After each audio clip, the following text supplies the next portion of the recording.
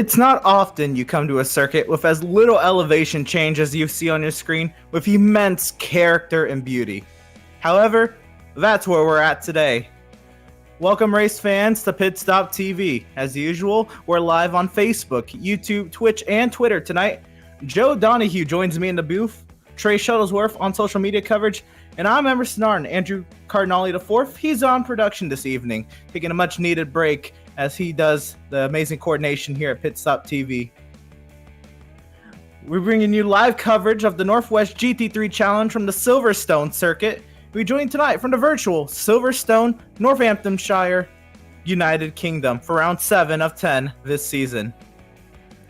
Home of British motor racing, most notably the Formula One British Grand Prix, the Silverstone Circuit has played host to a plethora of motorsport bodies in its 72-year history. As well as F1, there has been many MotoGP events, drift events, and many, many more. Tonight, however, we have sports cars on the 19th iteration of this great circuit that continues to improve upon every facelift. Speaking of facelift, Joe, how about you walk us through a lap of Silverstone? Absolutely, Emerson. So Silverstone's gone through a couple different updates and phases over the course of its lifetime, but we'll start off where we have our current starting line is right after the club corner, and you just go straight on down into turn number 1, referred to as the Abbey turn, which used to go left, but now the drivers will be turning a slight right into the farm curve, which is turn 2. Down into turn 3, a sharp right-hander that brings you over to the loop, which is turn 4.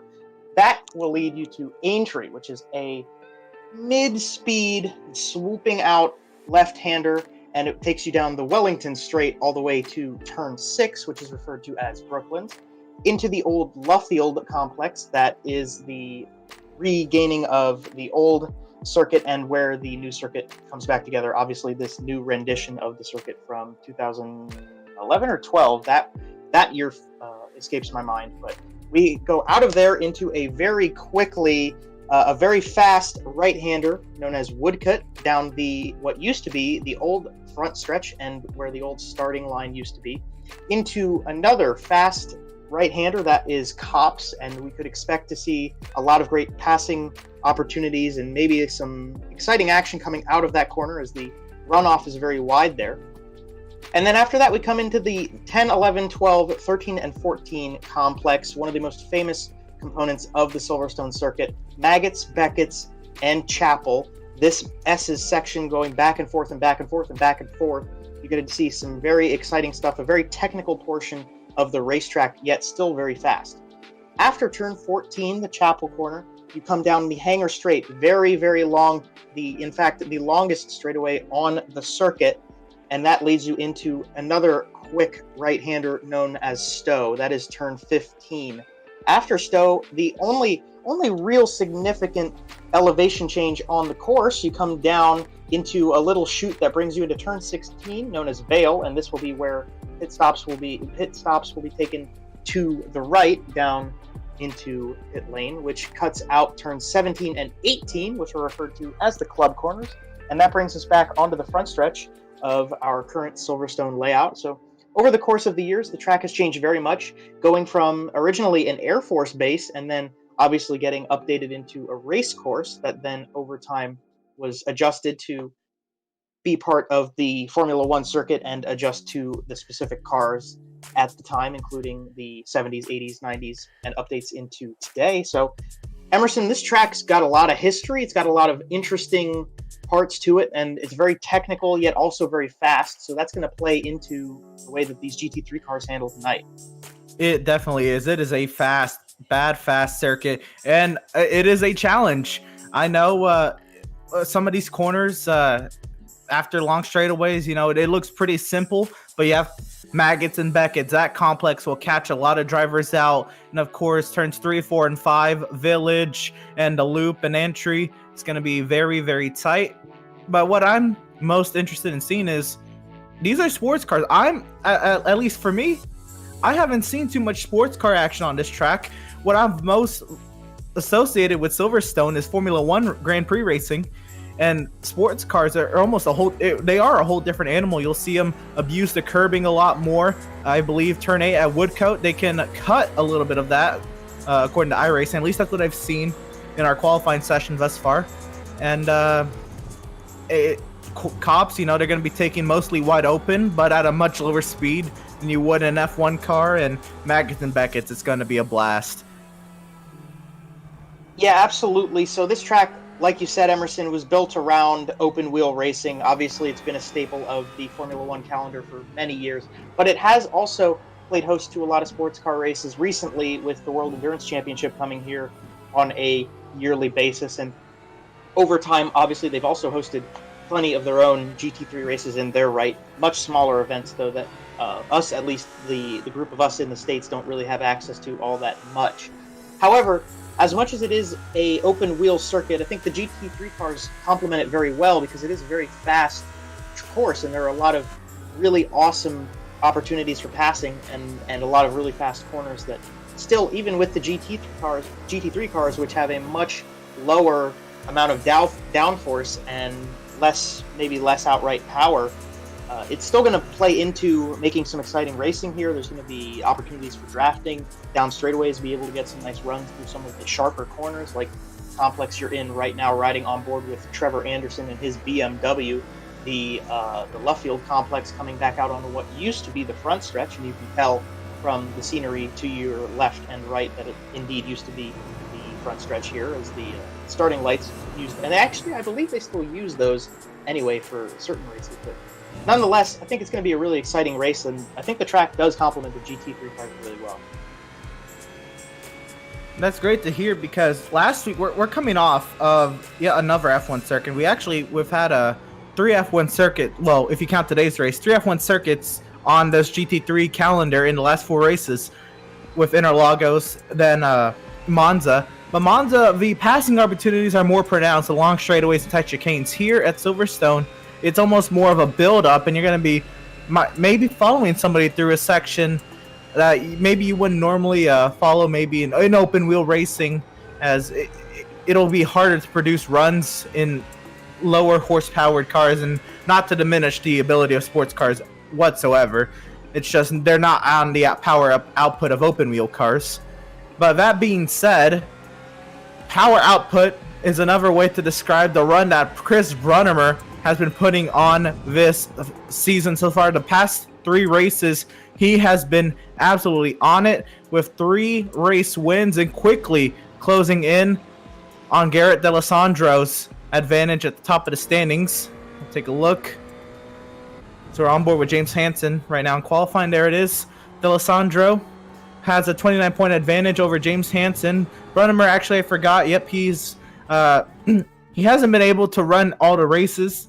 So he has 3 wins, and he's 6th in the points there, 49 points back. It's still not out of the question for Brunnemer to really close that advantage. Actually, Chris Brunnemer has ran every race, but he's really turned up the wick here. We're on round 7 of 10. It is not out of question for Brunnemer to really take on D'Alessandro. But what else do you see on these point standings that maybe stand out to you, Joe?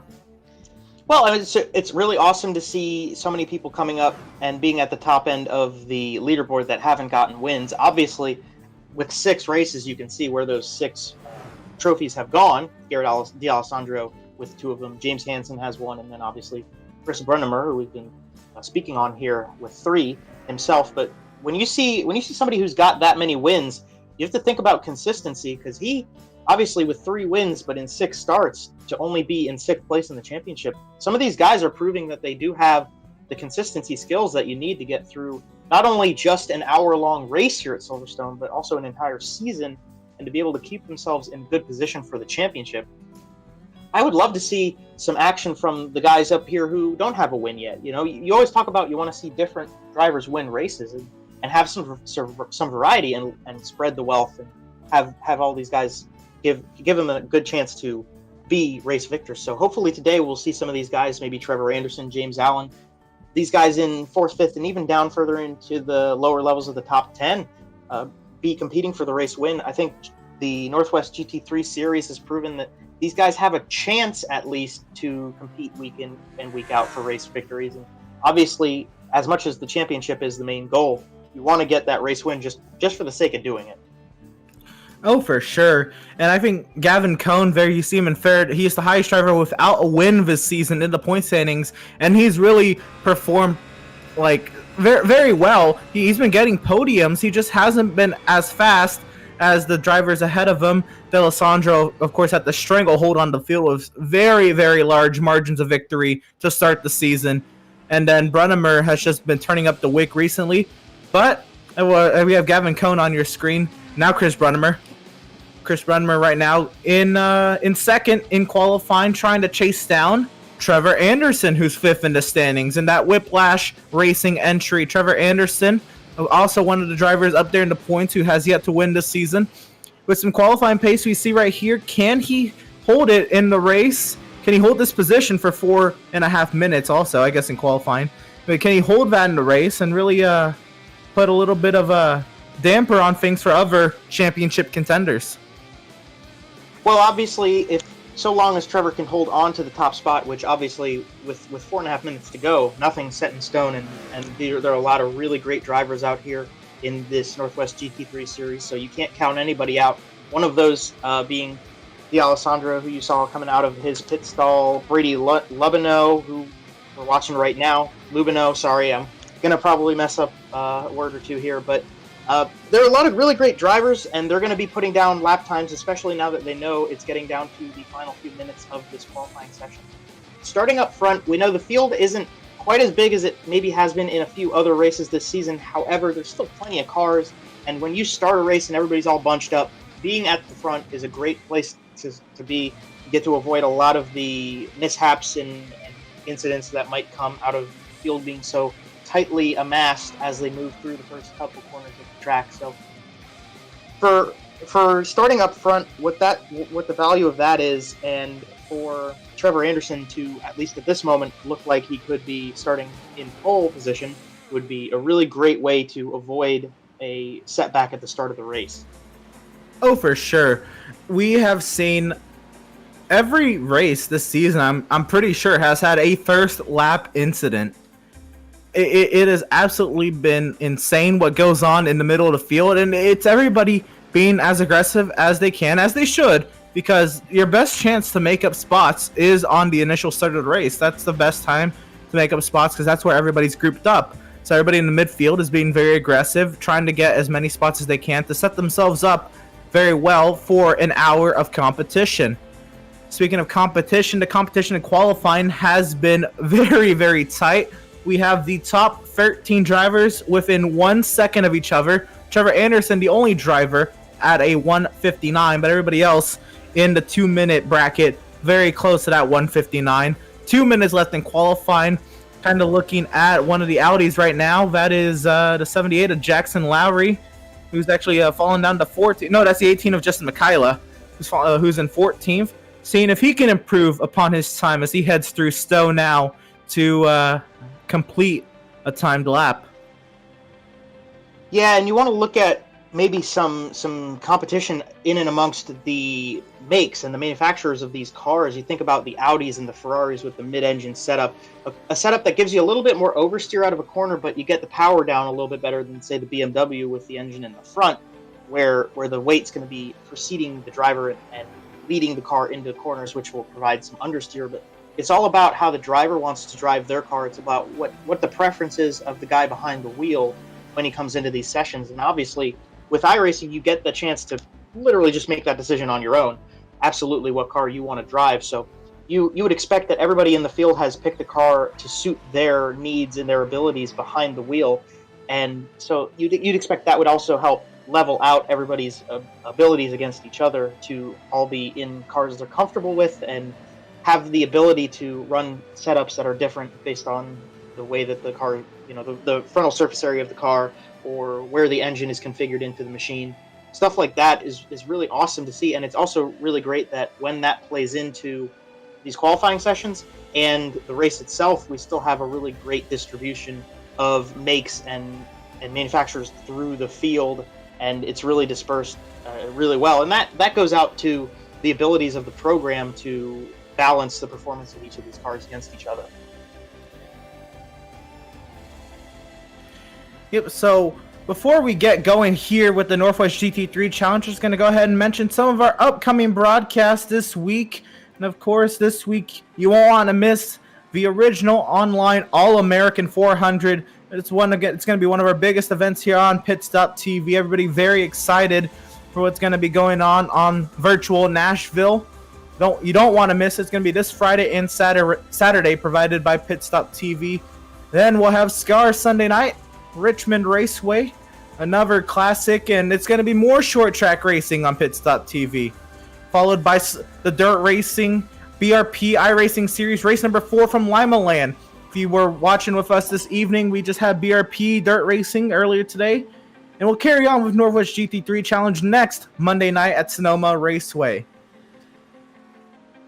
Yeah, certainly a lot of great events you don't want to miss. I know personally I love some dirt track racing. Looking forward to Bluegrass coming back in a couple weeks. We got a lot of really nice stuff. We appreciate everybody who comes out every week and joins us for these awesome races. And yeah, just to remind you, next Wednesday will be the return of the Bluegrass iRacing Series. They're going to Daytona. You'll be able to tune in with myself, and Noah Carmichael will be there. Andrew might be there as well, Andrew Cardinale the fourth. And I'm looking forward to that, but we're looking forward to all of these great events that we're very excited and blessed to take part in and to bring onto platforms of the internet here. As our qualifying session looks like it's wrapping up. So yeah, just be sure to check out what's coming forward in the rest of the week and coming weeks. But in terms of the short term, let's just focus here on Silverstone, because we're about to start up our 1 hour event for tonight's race here in the GT3 series at Silverstone. That's right. Qualifying is coming to a close. There's a few more drivers on their time lapse that they have started before time expired. I'm watching right now a BMW working its way through club. That is the number 23 of Gavin Cohn right now, 5th on the standings. Where will he end up? Can he improve across the line?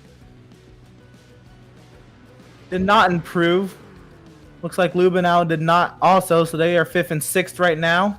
I think that is going to do it for qualifying. We'll see where Lubenow is. Yeah, I think that's what's going to do for qualifying. So Trevor Anderson currently top of the charts as we let the remaining time wind down the final 40 seconds.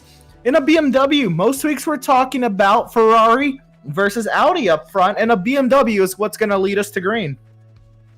Well, yeah, those BMWs, they always have a lot of output power. BMWs usually have pretty significantly large engines underneath the hoods when we come into GT3 races, because they are much heavier cars, and therefore the balance would be to give them more horsepower. And that really is going to play in well with the Silverstone Circuit and all of the fast-paced sections of this course. Now, obviously, a car that weighs a little bit more is going to have a little bit of trouble in a more technical part of the course.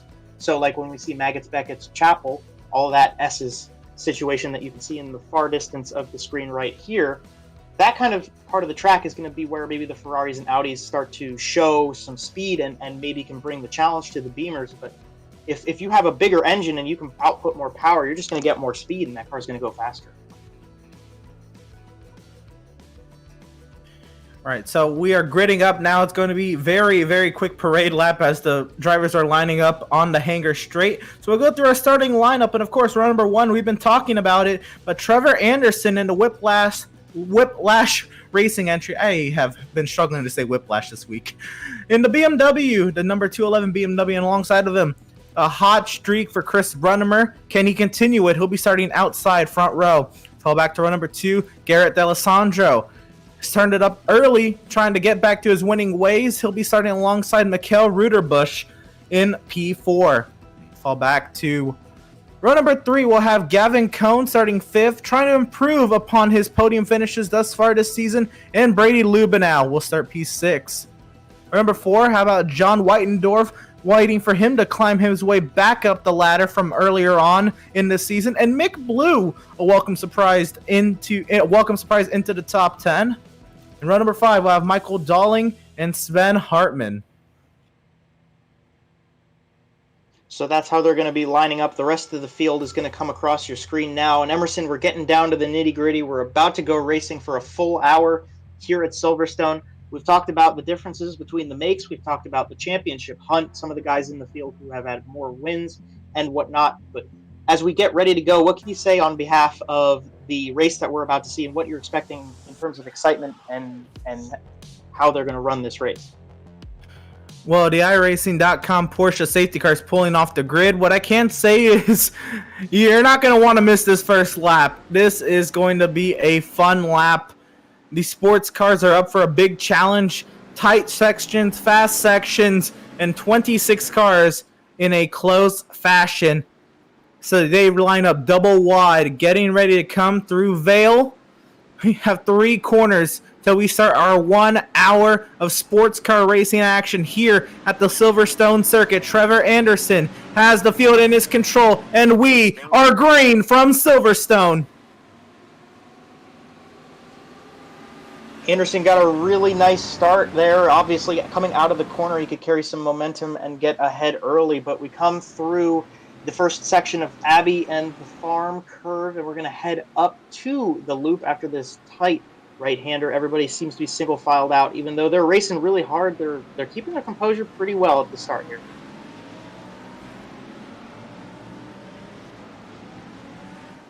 All right, so we continue to watch the lead battle right now. Anderson, he tries to open up his gap right now. 0.3 of a second, almost little to none on the opening lap. Everybody singled it out and very clean. Actually, Sven Hartman has gone around. He started 10th. He's gone around back in the loop. We'll carry on up front, though. Trevor Anderson holds the top spot. Brunnemer, he knows how imperative it is to get around Anderson early. But can Anderson wheel a BMW to the top spot? Yeah, so we come down what used to be the front stretch and into the Copse corner for the first time here.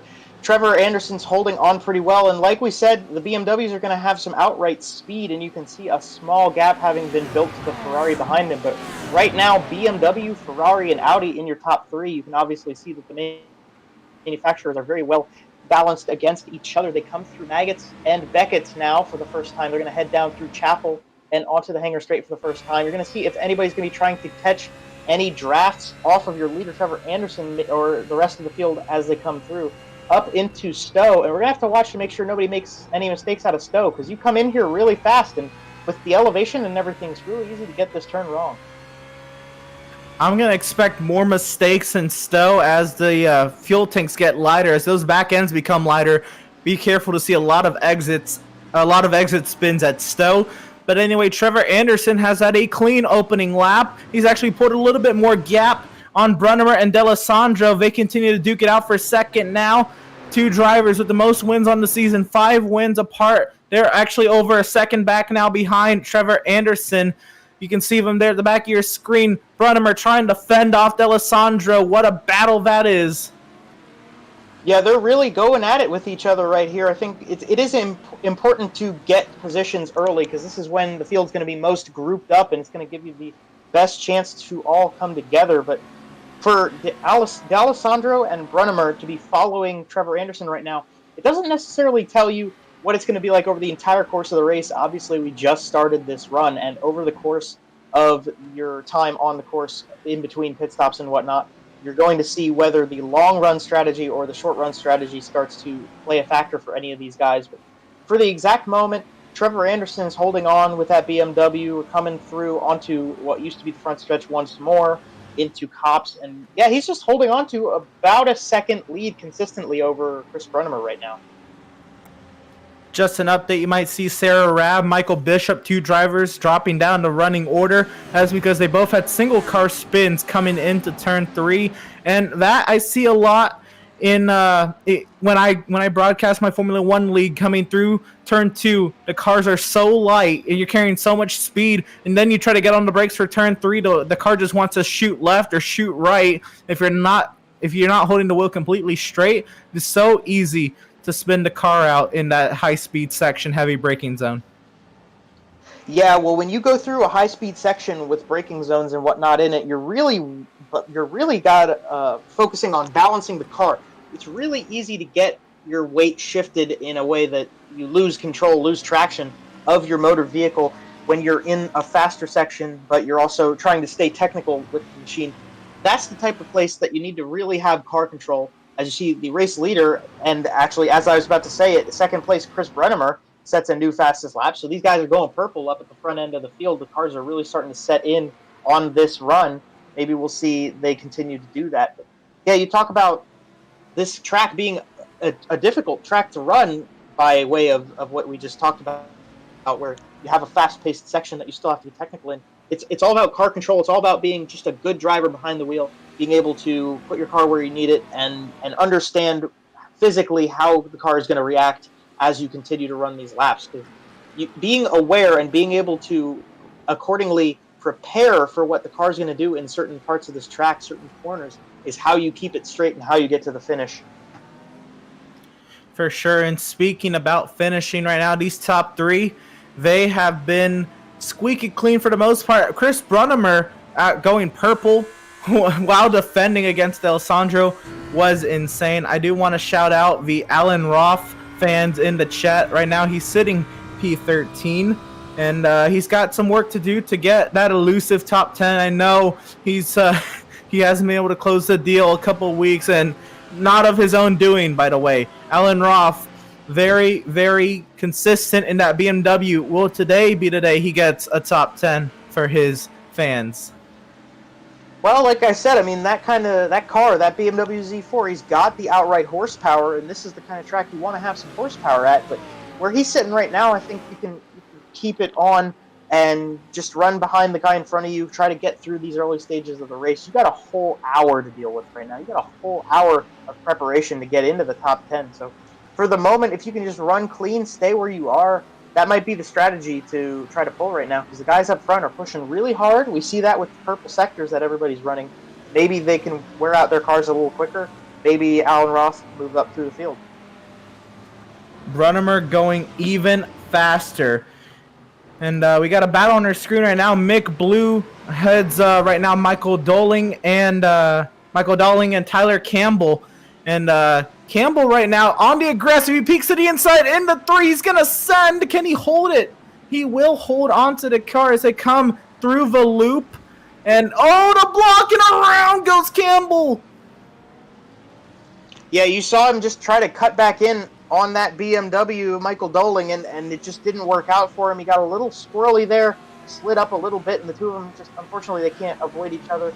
You see Alan Roth coming through on the inside down the Wellington Straight, so that's going to hinder both of them. We're going to go ahead and pull up a replay. You see them coming down through and into Village, and we're coming up to the loop right here. And yeah, so on the brakes and just broke early, tried to get out to the outside portion of the track so he could apex the corner efficiently, and then obviously the two of them make contact. So that's the type of thing you really can't be doing out here. That's what puts you in the back of the field. But certainly at the beginning stages of this race, there's plenty of time to rebound from this one. Oh, for sure. We see drivers make amazing run to the field. Once again, a replay there. Darling just trying to work his way around the spinning Tyler Campbell. We now go back live, and Darling right now sits in the 12th position behind Alan Roth. We now find our way to Tyler Campbell. He's regained control of his car, and he's in the 14th position. So they're not even that far down the running order. We can see them still make it to the spots they were running by the end of this race. 52 minutes is still a lot of racing. Absolutely right, Emerson. There's plenty of time left on it, and obviously, like you said, they didn't fall that far back. They're actually not too far out. Obviously, there's going to be some tire wear added on from sliding sideways through the corner, which is not how you want to keep control of the rubber under your car. But nonetheless, if they can just hold on, get to the point where we can get a pit stop, they might be able to regain some control of the car with some nicer tires, be able to put down some good laps. You could very easily see these guys competing in the top 5 within due time for the race. So speaking of pit stops, we've been treated to a variety of strategy when it comes to the Northwest GT3 Challenge. These drivers, they are forced with their fuel loads to make a one-stop strategy at least per race. They cannot make it to the end on a full tank of fuel. Wow, words. As you see some of our Pit Stop TV sponsors on the screen, they can't make it on a full tank of fuel on the entire race, so they have to make one stop this race. So traditionally, you'd think, okay, pit on halfway, fill it up, and let's go to the end. Well, some drivers decide to stretch it, some drivers decide to short pit. The advantage all lies in where you can get clean air, because it's not necessarily fresh tires. These drivers don't necessarily take tires when they pit for fuel. They can. It's just not preferred. You're going to lose a lot more time on the tires than you may as well gain. These drivers on endurance race tires, they don't wear that much in 30 minutes as opposed to other forms of motorsport, if you will. Battle on your screen out right now for P4, Mikhail Ruderbusch, Brady Lubenow, John Wittendorf. 3-car battle. Audi and 2 Ferraris going at it. Yeah, so this is the battle for 4th spot right now, and you see the 2 Ferraris in a draft with each other down into Stowe, and they're really close to each other coming through this corner, and that's the kind of thing you got to be careful with. You don't want to take too much of the air off your car as you come through Copse. A very quick part of the track, and then obviously we come down and slow down significantly as we come through Vale and Club and back onto what is the front stretch. But Brady Lubenow, you're following along with right now, and these guys are just sticking together. Obviously, you see they've spread out a little bit down the straightaways, but when you come through the turns is where they're going to really group up again, and maybe we'll see if anybody's going to try to dive bomb. I wouldn't expect that, as we got another battle on track right here with these two. And yeah, it's just that's not the kind of thing that we really would expect to see that much of at this part of the race. But you're on board with Gavin Cohn, and obviously he's going to try to prove me wrong. He's going to show that there's aggression the whole way through this event. Beautiful switch, and around goes Cohn. Oh no! I was just about to say that was a beautiful switch back from Gavin, and it was until he lost control at the apex. He was on the outside of the apex. Gavin Cohn. It's been rough. Yeah, that was just unfortunate. He got into that corner a little hot, just a little high up out of the groove, and it gets a little squirrely out there. Some marbles, some dust buildup, and that kind of stuff just gets under your tires, and you have no control over that car anymore. We were talking that the undercut he was about to go for was beautifully executed and well done, well thought out, strategically speaking. Just unfortunately, the execution didn't quite fall into the hands of Gavin Cohn the way he wanted it to. He's going to have to rebound from that one. He's all the way down in 13th, so it's actually not too far down the running order right now. But Gavin Cohn, like we said at the top of the broadcast, one of the guys in the main hunt at the front end of the championship. So that type of thing really isn't what he needs, because he needs to try to be consistent and keep up with the rest of these guys if he wants to contend for the championship. What that does do, I guess, one man's demise is another man's treasure. Alan Roth has made it into the top 10 there. He's still scored 11 because he hasn't passed by the finish line, but it'll update to P10 on his car. You see 10th there on the graphic as we ride on board with Alan Roth. He tries to pile under pressure on Jackson Lowry for 9th. Alan Roth looking to climb his way up the running order, and it's already looking to a great start, almost a fourth of the way through the 60-minute race. Yeah, so like you said, we're about at a quarter way into the race. We have some weather updates we can pull up on the screen and tell you a little bit about the conditions that these drivers are dealing with right now. So you see 70 degrees outside. It's a nice day here at Silverstone. We're relaxing. We're chilling. We're having a good time. You're partly cloudy, so you get some sun, you get some shade.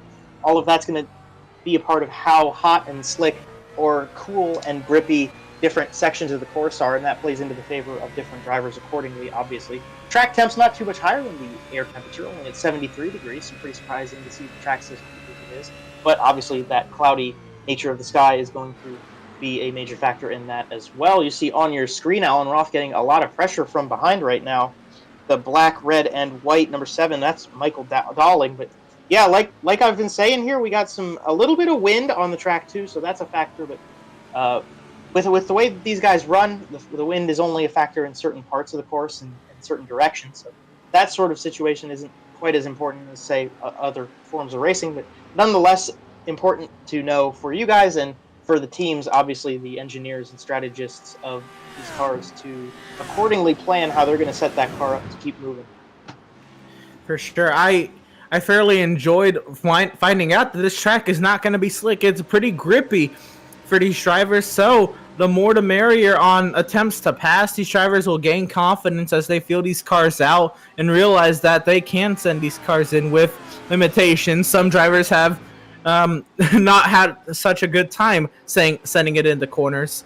But 73 degrees track temp, it's almost getting a little too cold, maybe, you think? But I think the temperature's going to build. Actually, no, we're actually 6 o'clock in sim time, so this temperature could drop. Yeah, so like you said, Emerson, there is sort of a sweet spot in air temperature and track temperature for the optimal running of these cars and their tires. But as it cools down, we shouldn't see too much temperature degradation over the course of the race, so long as everybody just keeps running. And as every car comes through these corners, they're going to keep track temperature fairly stable, obviously, over the long run of the hour, or at least of the 45 minutes we have left. It will come down on its own. But I don't think we're going to get outside of a nice temperature for these guys to be running on. I think the track will hold up and stay grippy over the course of the entire race here. I could be proven wrong, but I think generally speaking, will be okay. These guys, obviously, though, they're going to have to adjust their cars as the race goes on so that they can keep up with the track temperatures and the conditions that they're running in. Looking deeper in the field, we were just on board with John McClintock there, 19th place. His battle for 17th now. Tom Afey looking to the left side now of Maurice Jones into... oh, goodness, I forgot this corner name. But side by side, they go on their way to left field, and... looks like Afey, will he clear? No, he's going to be the outside for left field. Now they're going to be on the way down to Copse. They're going to have to go through Woodcote first. Still side by side. Who's going to lift first? They're not going to have to lift through Woodcote. Who's going to lift first into Copse? This is going to be a fun corner. Yeah, these two staying side by side here. Pretty impressive stuff that these two Audis are still running beside each other. And you look right behind them, they got another one coming into their company. That's John McClintock, and actually just gets around the outside, or the inside, my bad. And they come through the Maggots Beckett's Chapel hangar support of the course. And this is a very technical one-lane portion of the course. So we're very surprised to see these two still running side by side. Holy cow. So now we revert back to single file racing. And the number 86 Audi gets ahead, and they stay in that running order now. Tom Afey was on the pressure, putting pressure on, and obviously you can see it didn't really pay off for him at this point, and he's lost a lot of time. Yeah, it's rough. With sports cars being how big they are at a track like this, it's all about line, really. And Maurice Jones had the preferred line, and now Tom Afey is just having to defend against John McClintock. This is back here again for the 17th, 18th, and 19th position down in the running order. One of the closest battles on the track. This is...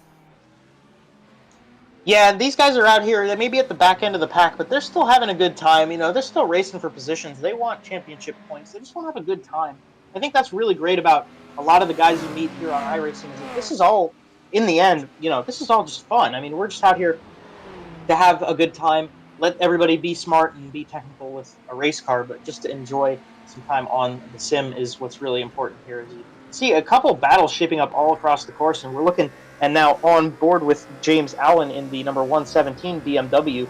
This one running a BASF livery, which is, I don't know if he necessarily is going for the throwback theme, but this car is, this scheme was used on a BMW M1 Pro car at Le Mans and various other endurance championship races during the 80s. So maybe he's running a throwback with this paint scheme, or maybe not, but I'll tell you what, it looks good. Well, what we're watching, is a 4-car battle for the 9th position. Jackson Lowry has a hungry Alan Robb, a hungry Michael Dalling, and James Allen bringing up the rear in 12th. Lowry's going to have to really defend on these long straightaways you see here on the hangar straight. He's got a gap now, but if they were closer, he could be sneaking down the straightaway. It's now looking like it's picking up more individually for 11th. Allen really piled on the pressure on Dalling, but that is now spread out a little bit as they head into Vale. And Alan Roth has been sizing up Jackson Lowry the past few minutes. We're coming up to the 1/3 mark in this race. And Roth, I think he would just be comparing where he is better and where he maybe Lowry is better than him around this circuit. Yeah, certainly. That's part of the strategy of making a pass, especially on a course like Silverstone or just a road course in general, is understanding what opportunities you have. But obviously, Alan Roth knows right now, per se, he can't get around this Jackson Lowry's Audi right here, but he can certainly run off the corner, try to get a nice run down Wellington Straight, which is where we're about to be off the tail of this Audi. And just understanding how your car is going to run and knowing how their car is going to run in certain parts of the track is part of the game of how you get around your competitors. And for Alan Roth right now, leading a group of BMWs, as you see, he slid. It looked like he might have slid a little wide in Brooklands. He might have done that on purpose, though, to try to get a run off the turn. As you see, he's going to try to get a run out of Luffield again and try to catch back up to this Audi. But it's all a game of just understanding both your car and your opponent's car right now. That is for sure. And we have 3 BMWs in a line, and being that they're BMWs, I assume there's going to be similar advantages and disadvantages to each car. So how do you maybe in a multi-car race, I guess, size up how you overtake maybe a different type of car, like to the BMW versus Audi versus a BMW to BMW? Well, certainly you talk about if you're racing a BMW like we've got right here on your screen, and these two are really close together, gonna duck down the inside. I think James Allen tried to put it down there as low as he could. A little bit of a block from Doling there to just make sure that nothing crazy happened. But when you're sizing up a car that you are in, obviously you'd think they'd be fairly evenly matched, and you'd be able to understand what that car is going to do. But also consider these guys are just completely separate racers, so they're going to have their own advantages, and they're going to have their own good sections of the course and their own bad sections of the course. So while you will be able to maybe physically, in terms of the way the car is going to act and run in certain parts of this course, and where you might get your opportunities from your own car, you're going to understand how their car's going to run. But at the same time, there's still a lot of uncertainty that you're going to have to slowly learn where the competitors are successful and not. Well, as we continue to watch the on-track battles, 1/3 of the way into the race, want to shout out, actually we're on board right now with James Hansen as he tries to size up Gavin Cohn. He sends it to the inside, into the loop. Gonna be tight.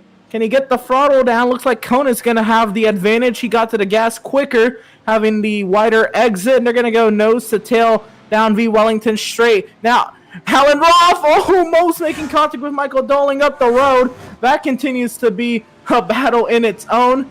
Well, I guess we'll hold off on sponsor plugs for just a second because they continue to heat up the action on track. Yeah, James Allen and Michael Doling, they're really racing each other very well right now. I think those are very evenly matched competitors and cars at this current moment in time. They're trying to hold on to Alan Roth, who's all over the tail of Jackson Lowry through Maggots Beckett's Chapel here, which is kind of surprising because you'd think that Audi might have an advantage over these Z4s through this more technical portion of the course. But obviously we talked about the horsepower of the BMWs, and being able to draft like this is now, maybe we get a pass from James Allen. You look to the outside, he's going to duck back in, drafting down the hangar straight and into Copse again. These guys are going to have to be careful because they're going to be too wide into here. Doling runs really low.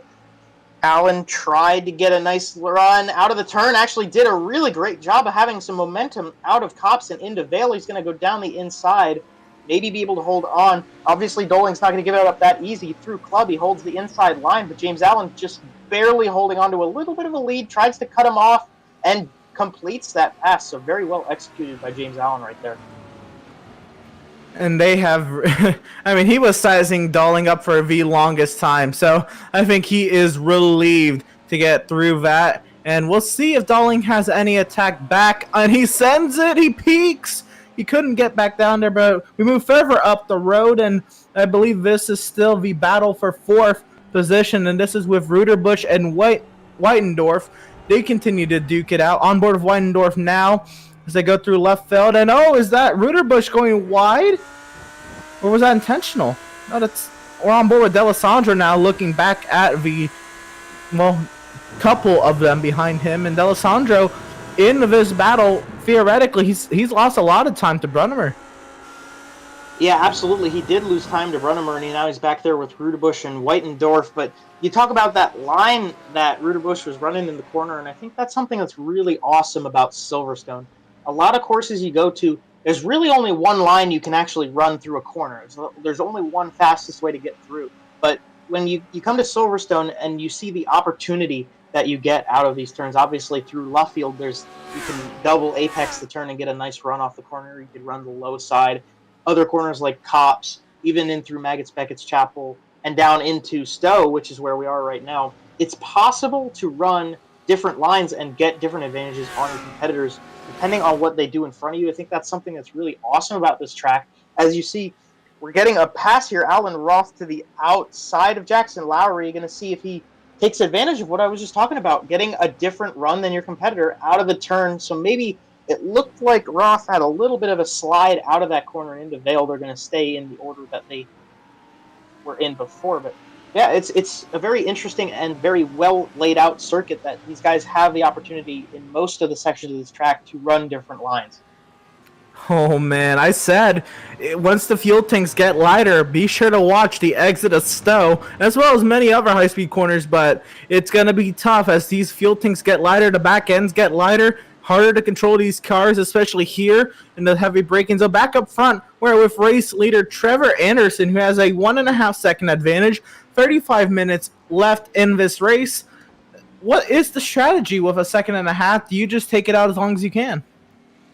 Well, certainly you think that as a race car driver, these guys are just going to keep going. They're going to want to build as much of a gap as they can. We're getting close. We're only about 4 minutes, 40 seconds away from being halfway through. So while at the same time, yeah, we still got a half hour to go, you want to build up as much time as possible because that half hour, if you start losing time, it's going to go quick. And the time you're gonna have as an advantage is going to go quick. And then obviously, once you've lost that out, you're going to have to be able to muster something up and try to gain it back. So to be able to put up a lead, and especially when you come up to what we could expect to start seeing, maybe we'll start seeing some people take a pit stop and try to top off so they can go to the end early, or if they hold off, building a lead before you start doing that sort of thing and the field starts cycling is going to help you as everybody cycles through, and then as you get out, again, hopefully you'll be able to hold on to a significant lead.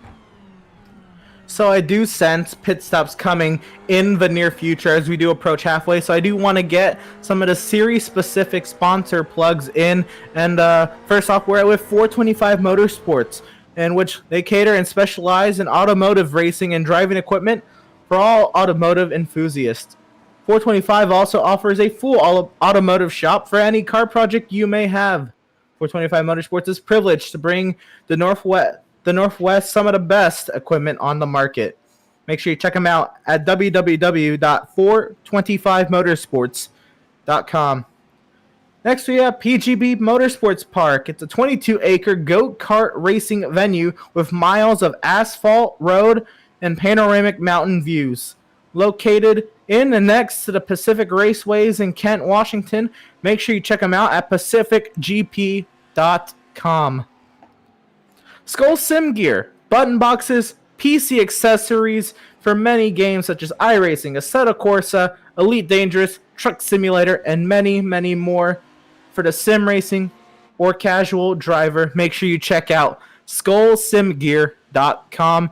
And of course, if you are able to, make sure you donate to the Lauren's donation link that is going to be in our chat and in some of our social media postings for Pit Stop TV's Facebook and Twitter updates. You want to check those out. If you're able to, please donate. It would mean the most to the Northwest GT3 Challenge. Absolutely a great cause to go out for. So we're looking at 2.5 minutes before we get to the halfway point of this race. For those of you just tuning in, you're watching the Northwest GT3 series here on Pit Stop TV. We're halfway into it. Like I said, we've got a nice battle on screen right now, including these two BMWs that we've been seeing going at it. Michael Doling following James Allen at the current moment. They've got an extra Audi here playing with them, but it's been a good show so far. We've still got a half of a race left, so there's plenty of time for some exciting stuff to come out of this race here at Silverstone. We're on board. So this is Jackson Lowry, which is interesting because this was the Audi they were following for so long, Emerson. Evidently, they got around him. Yeah, and Jackson Lowry, I have to say, maybe he's just been pushing too hard, and now he has to cool off the tires, just kind of limp it to a pit stop. But if you're in this stage, why not pit now? It's questionable, but maybe just trying to make it to that halfway mark just to try to even it out as much as he can. He's obviously not out of the battle. He's just fallen out of the spot that he really commanded this battle from. Yeah, well, I think another thing that you mentioned at the beginning of the broadcast was whether or not they take tires. I would think, I mean, personally, I'd want to take fresh rubber at this point, but maybe you won't, because if you take that extra time to put tires on, is it going to pay off? And I think if Jackson Lowry used up his tires, maybe he's going to want to consider that. But overall, the time you lose on track is pretty significant. So when you talk about the BMWs having the outright power, it's going to be a challenge for him to get back up there if he decides to do that. In the meantime, as you see a big block out of the number 117, James Allen really through Brooklands. He really did not want Michael Doling to get down the inside there, and he's going to try to hold him back. We're going to follow these two for a split second and just make sure they stay clean and nothing exciting happens before we take a moment to thank our own sponsors. They come down the front stretch again. Looks like we got about a half a car length now, 1 car length lead through the Copse corner, and James Allen still holding on, but geez, Michael Doling is just holding on to the tail of that BMW in front of him. I'm getting excited, man. We're only halfway through this race, and that was an insane block that Allen put on Doling. Who knows what is going to be coming up in the second half of this race, especially after pit stops. The aggression is going to be going even higher as the timer on the top left of your screen winds down even more. Be on the lookout for some over-ambitious moves. Absolutely, and it's kind of surprising to see how much aggression these guys are going to be throwing at each other. I mean, obviously, we got 29 and a half minutes left, so you can't do anything crazy right now, or you're just not going to have the opportunity come the end of the race. At the same time, these guys are a little bit further down the order. They're still fighting within the outside pieces of the top 10 right now. You see James Allen in 10th spot on your screen right now. Alan Roth, who was a part of this fight for a while, has gapped them slightly and is ahead of them. You can see him now here on your screen. He's following the number 18 Audi, and that's Justin Mikhaila. So one of the other Audis, and there are a lot of these guys running the same livery, so pardon us when we have this, but Justin's still holding on to the lead in front of Alan Roth, Alan Roth for the moment. But yeah, we've been seeing these Beamers get on the throttle and be able to catch up and pass these Audis. So if I was sitting inside of that Audi right now, I'd be kind of concerned about this. Is looking down the inside, Alan Roth didn't quite get it there, but the aggression is showing how quickly that 12 car is all over the tail of this Audi. Now, Alan Roth, he has been pretty fast and pretty consistent today. But all these BMWs are kind of sizing up the Audis, especially as we get deeper and deeper into a run. Can the Audis maybe just handle worse when they're on lighter fuel tanks, or tires maybe becoming a factor with the Audis possibly, but you still wouldn't take tires. So I'm just kind of questioning when the BMWs have gotten the advantage in this stint. It's going to be interesting to see if the Audis pick it back up after a pit stop, because that, I guess, would detail it back to fuel loads. The weight in these cars. Oh, John Whitendorf now on Mikhail Ruderbusch. This continues to be the battle for fourth. Whitendorf, maybe we can anticipate a possible undercut. Alan Roth has actually just booted out Justin Mikhaila out of the way back in Stowe. Alan Roth, the aggression, and now the flashers come on. Descend from Mikhaila, and Roth lets him back. That was Roth letting him have the spot back. He did not intend to get in to Mikhaila. But there's a replay. Yeah, so you saw as they came into Stowe there, Mikhaila looked like he got a little squirrely, and he cuts back in right in front of where Alan Roth is. And obviously Alan Roth, a very respectable guy, as you saw as they came through Vale, he basically let Mikhaila by again. He didn't want to take the position from him like that. These guys are out here to have a good race. They're out here to respectfully have good competition between each other and bumping each other out of the way. Oh boy, Mikhaila was way loose out of the loop there as they come through Aintree again. The three Beamers get through on the inside of the Audi. So now we've seen that the Beamers have surpassed these Audis, and obviously Mikhaila got really loose in the loop. Look out on James Allen coming down the inside of Alan Roth. Dueling going to look down the inside as well. These guys are all over each other. We got a really nice 5-car battle right now. It is really turning up. I know a couple cars down the running order have hit the pit lane. Tyler Campbell, James Hansen, and more. And so when these drivers pit can ultimately decide what the outcome of this battle could be, because if you pit and you get out in clean air as opposed to maybe somebody else in this battle pitting and not coming out in clean air, that could be huge. Right now, Allen holds eighth over Alan Roth right now. I know this running order shaking up so much. It says 10 on James Allen's car. Yeah, so like you said, the running order's been shaking up a lot, and another point that you made, as we see more cars coming into the pits, that's gonna be Michael Ruderbusch in the black with blue trim, number 22 Audi, leading into the pit lane to get some service for him. We talked about coming out in clean air, and I think that's really crucial right now. That's a strategy decision, and that's something you can't necessarily control from the inside of the cockpit in iRacing, is where you're going to end up coming out. But certainly when you come out of the pits, you're going to want plenty of space on the track where you can just run your own line, as we're on board with Justin Mikhaila as he brings his Audi into the pit lane as well at this point. So we'll see what sort of service he gets for himself. But coming out in clean air is going to be crucial to getting good lap times down on the out lap and a couple succeeding laps after that to try to gain time just by pure lap times over your competitors. Christopher Raftis also into the pit lane. We continue to watch Alan Roth fend off Jackson Lowry. This goes on for, the 8th position right now on track, and of course pit stops have to play out in its entirety before we can see where these positions actually will end up. But I said earlier that there's been a variety of strategy, and I guess that was true towards the beginning of the season. But as we get later and later into the season, I think more drivers are understanding that they're just going to probably run it out of gas, as you're not going to change tires, and it's probably going to be your best bet to have a lighter fuel tank at the end of the race to have a faster car at the end of the race. So more and more of these drivers will pit after the halfway mark, and now it's just when do they pit after the halfway mark, who can stretch it out the longest to have the least amount of fuel in their car by the time they cross the line, while still being able to cross the line under power. So Trevor Anderson, the race leader, will relinquish that position, assuming that Brunnemer doesn't come into the pits, which I believe he didn't do. So Chris Brunnemer stayed out, and he will assume the race lead from the 211 BMW. But you talk about waiting it out, and you talk about trying to get to a later stage before you come into the pits. All you do is you save time when you do that.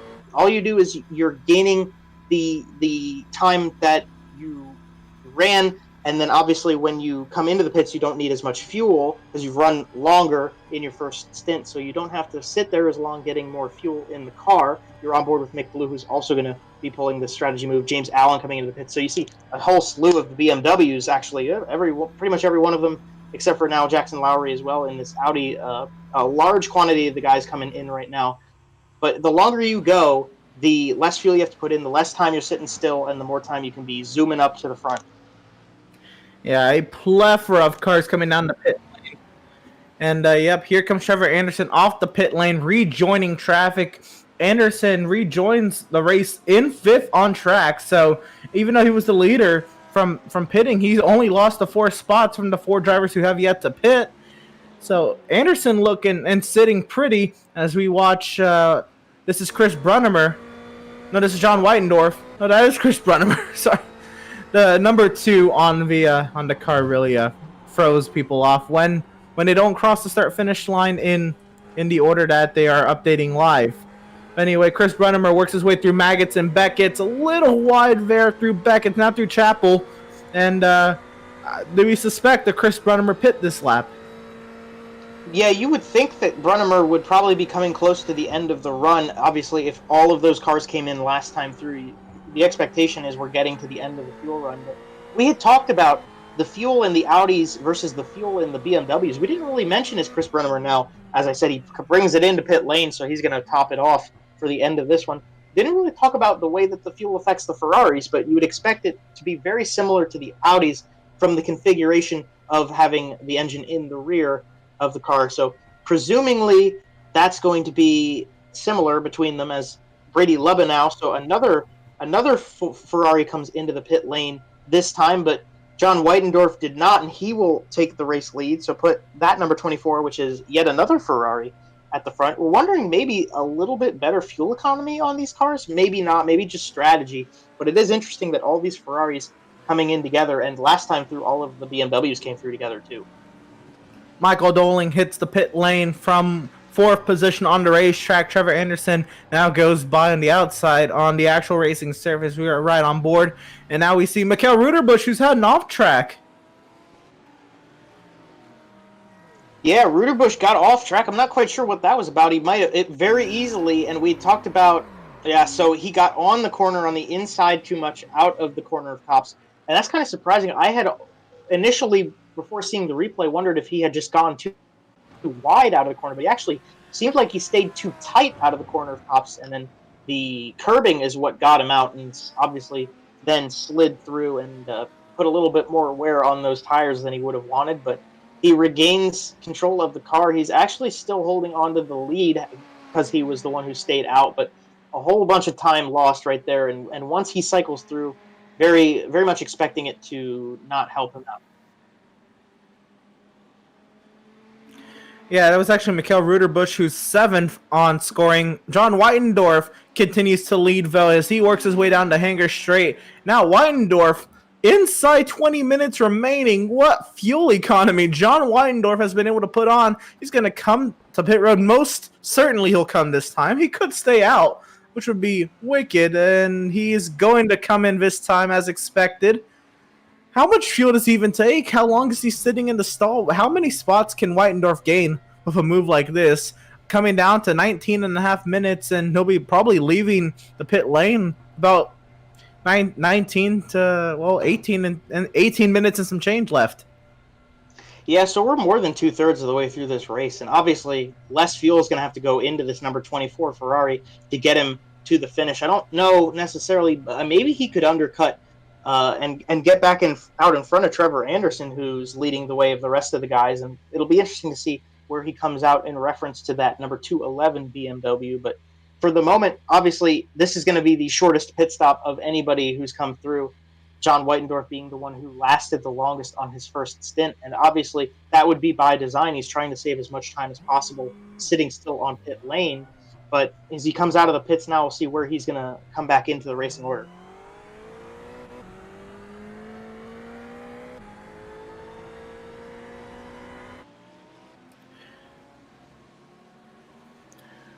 Right, so John Weitendorf, he's going to rejoin in the 3rd position. He was running 5th, so he got ahead of Ruderbusch, who's gone around. This is Garrett D'Alessandro, our point leader.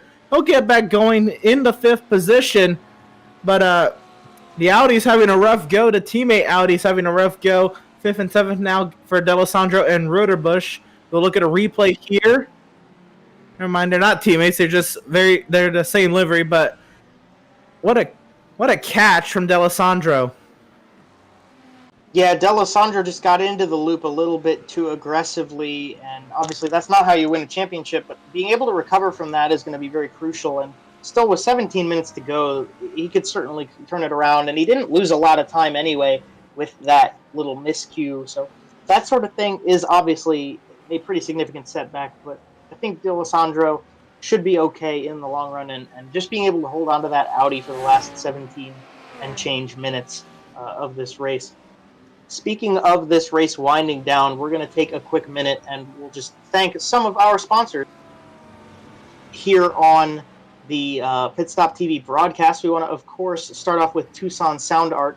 Your picture, your music, you provide them with the image you want, and they will create a custom created, beautifully framed, high-quality canvas with a Bluetooth speaker built into the back. Their sound art technology gives you the best of both worlds, both in terms of having something to play your music out of that is discreet and yet still cool, and also to obviously put some very special and personalized decor in your own house. TucsonSoundArt.com. Be sure to go check them out, see what sort of information you need to get one on your own wall and play with your own Bluetooth music in your own home. We also want to thank Permanent Makeup and Cryo in Maine. When it comes to your appearance, you deserve the best care that money can buy. At Permanent Makeup and Cryo, The owner, Ashley Bollier, is a certified micropigmentation specialist. She will provide you with professional, safe, and personalized services and care in that business. You can contact them with their website, permanentmakeupinmaine.com, or call or even text them at 207-358-8683. If you're looking for the best solutions for your permanent makeup concerns, give Permanent Makeup and Cryo in Maine a call today and book a consultation. Be sure to also visit their Facebook page, obviously Permanent Makeup and Cryo in Maine. You can enter one of their monthly giveaways and enter it because you never know, you might just win. To round them out, obviously, and of course, we want to thank Whiplash Media, Pit Stop TV's parent organization, specializing in various sim racing resources, including paint schemes, stream overlays, iRacing camera packs, and much more. Whiplash Media is also working on having a presence in real racing, including social media management, photography, and public relations. Go to whiplash-media.com and be sure to check out all those great services. For sure. We love all of our sponsors here from Pit Stop TV. Great support that they've given us the past few weeks, few months, or however long they've been partners, as they've been partners for different amounts of time, of course. But we ride on board back here in another battle. This is, I think, Dolan getting lined up from James Hansen. This going on for 12th. They enter Maggots and Beckett's with less than 15 minutes remaining. I do want to apologize. Mikhail Rudebush and Garrett D'Alessandro are not teammates. They're actually one of the few Audis that are different. They're not from the same team. There's just a lot of Audis with that same livery. There's, I believe, 4 Audis that are on the same team, but Rudebush is not teammates with D'Alessandro. Yeah, there are a lot of guys out here running the same colors with the dark red and the black, and they do look slick. They're really great, and it's very evident why you want to put those colors on your cars. FPR Esports, obviously putting all those together. But you're watching on your screen right now, so the number 1, James Hansen, still looking all over the back of Michael Dowling. And these two, we haven't really been talking about James Hansen too much. Obviously, we've been talking about Michael Dowling throughout the course of this one, but Hansen started in the pit lane, actually, in that number 1 Ferrari. So for him to start trying to gain position and gain time on track and looking down the inside of Michael Dowling, not going to make it work in through Village. And don't forget, he's also going to be competing in the points championship. He's second place in the points. So this sort of battle right here is not just for position on track, but it's just for recovery and being able to still compete in the championship moving forward. I was gonna say I was shocked you weren't mentioning James Hansen, and that is right. I remember seeing from the pit lane, and he has worked his way up through half the field. That just shows the sheer pace and the consistency that James Hansen has, and a reason why he's up there in points, even though he's not a primary name we're talking about up front. James Hansen, starting from the pit lane, was not ideal, but he's trying to recover as much as he can to, I guess, minimize the damage or be on damage control in terms of being points lost today. And I think Trevor Anderson up front, who's behind him in the point standings, is going to help out a little bit to stop D'Alessandro from gaining as much. And D'Alessandro's own mistake, holding him in 5th, will kind of keep that point margin as little as it can be with the circumstances. But right now, back here deeper in the running order, the battle for 21st. This is Jason Frisk and Randall Ayers going at it. Ayers following Frisk now down to Wellington Stray as they head their way down to Brooklands. Yeah, so further down the order, we said it already, but these guys are out here just having a good time trying to compete against each other. And a very, very pretty car, this white and teal Ferrari. But Randall Ayers is just trying to put pressure on the BMW in front of him, trying to maybe get 1 or 2 extra positions out of this one as he rounds it out. He's running a lot wider out of these turns and in through Woodcut down the old front stretch. They're going to come again. Looks like he's trying to hold as much momentum as he can to try to stay in the tow and stay with his BMW, because like we've said, those BMWs have a lot of horsepower and a lot of speed that it's going to be a challenge to keep up with them. Oh, for sure. And it's just interesting to see all these battles throughout the field. Now we look at Christopher Raftis, who's currently in the 18th position, trying to chase down Sarah Rabb. It's about 0.8 of a second last time through a scoring loop, and coming down into this high-speed section that leads into heavy braking zone, looking now off the back end of Sarah Rabb's car. See the nice exhaust fumes effect that iRacing has. This is beautiful, beautiful work from our producer, Andrew Cardinale. Of course, Andrew Cardinale the fourth doing the production tonight, not lead commentary as he usually is, taking a much-deserved break from all the work he does, being the producer and the lead commentator of most broadcasts and the event coordinator for Pit Stop TV. He's got a lot on his plate. Yeah, so you saw Sarah there get a little bit too aggressive on the curbs as she came through Brooklands, but now out of Luffield, she's going to be able to regain control of that car and put it back together. So that was a little bit squirrely and a little bit cattywampus out of Brooklands, but she put it back together and just got control of that car. That's what you need to do. We check back in with Mikhail Ruderbach, and it looks like Mick Blue actually is in front, so that's 6th place right now for Mick Blue in that BMW. We haven't really talked about Mick in this race yet, but you see that very vibrant blue and yellow BMW, him in the 76 machine, has fought up to 6th place, and he's not too far back from getting into the top 5. That's pretty impressive for Mick to just be able to put it back together. Obviously, like I said, we weren't really talking about him at the beginning stages of the race, so he's obviously slowly worked his way up and strategically put himself in 6th position right now.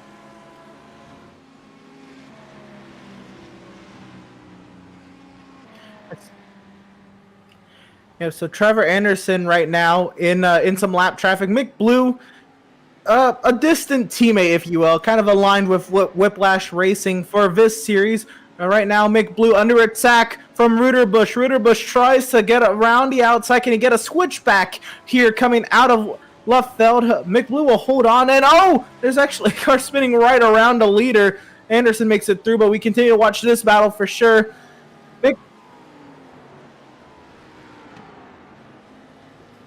So Mick Blue, yeah, the pleasant surprise of pace could be because he is sharing setups with our race leader, and I think this would be a season best finish for Mick Blue. Mick Blue and Trevor Anderson doing a great job with the Whiplash Racing Alliance. I guess a perfect segue to say you should really be looking at Whiplash Racing for for some setups. Yeah, so like you said, Emerson, obviously Trevor Anderson, this would be his best finish of the season, yet to come home first in a race so far with the 6 that they've already completed. But he's looking really good, and he has been all day. One of the drivers that you could consider in the class of the field, the cream of the crop, if you will. The purple rims on this BMW Z4 have been going smoothly and sailing without much issue over the entire race, and very well done. That would be by design to not have any sort of issues going on right there. We check back in with the technically allied Mick Blue in this fight now of, it looks like a lap car is going to be maybe a factor for these two. Get out of the way. Maurice Jones lets these two by, so very respectfully lets them continue their race between each other. But Ruderbusch definitely going to be trying to get around Mick Blue. It's just really great to see that Mick Blue fought his way back up in there. Like I said, he hadn't quite been a part of the top 10 at the beginning of this race, but he's come back up through. And Ruderbusch is one of the strong drivers of this series. He proves himself on a regular basis. He's all over the back end of this BMW in front of him. If they come through Luffield again, they're going to be back out to the Woodcut and the Old Front Stretch Complex, and they're still just right nose to tail. Mikhail Ruderbusch climbing his way back up the point standings, and you're seeing lap cars become more and more of a factor. I was actually surprised when I heard lap cars were becoming a thing. This is a long circuit, so lap cars being a thing was not, I guess, on my mind coming into today. But when Trevor Anderson was in some lap traffic, and one of those lap cars, I believe it was Randall Ayers' teal Ferrari going around right in front of him, but really scared Trevor Anderson. But right now Anderson on a cruise control up front with 3.1 seconds. We continue to ride on board. Now we're back up to Anderson here with his 3.1 second advantage over Chris Brunnemer's Ferrari. 6.5 minutes remaining here at the Silverstone Circuit, so give or take 3 laps. Yeah, that would be about right there, Emerson. We're looking at about, yeah, give or take 3 laps here. And, oh, they got a pass. Ruderbush trying to put pressure and try to get around Mick Blue. They're going to come down to Club here. So they just came out of Vale, and they're going to come past the start-finish line again. They were all over those curbs, did a V8 Supercars approach to the sausage curbing there.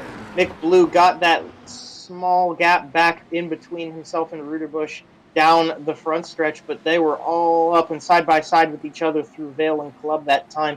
Definitely proving that Ruderbush is going to be putting pressure on Mick Blue, and so long as he can, Mick Blue's going to really have to fight to stay in 6th position as we round this one down with the last 6 minutes.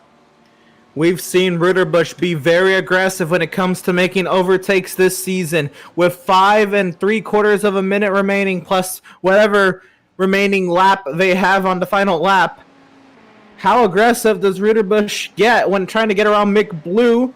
It's very hard to set up an overtake. It takes a lot of patience and a lot of sizing up your opponent to really get that overtake. As we continue to ride on board now with Mikhail Ruderbush, they work through Woodco and now down to Old Start Finish straight to Cops.